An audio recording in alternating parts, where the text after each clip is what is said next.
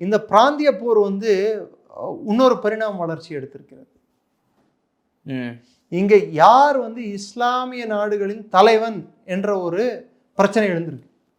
அமெரிக்காவை பகைத்து கொண்டு பர்ஷியன் கல்ஃபை மூடினதால, ஸ்ட்ரெயிட்ஸ் ஆஃப் ஹார்முஸ் ஜலசந்தியை வந்து கட்டுப்பாட்டில் எடுத்துட்டு வந்ததால, அமெரிக்காவை நேருக்கு நேர் மோதியதால் இன்னைக்கு ஈரான் தலைவனா, இல்லை புனித ஸ்தலங்களின் இஸ்லாமிய புனித ஸ்தலங்களின் பாதுகாவலனாக இருக்கும் சவுதி அரேபியா தலைவனா, அல்லது ஒரு காலத்தில் மொத்த இஸ்லாமிய நாடுகள் இன்னைக்கு இருக்கிற சவுதி அரேபியா, ஜார்டன்,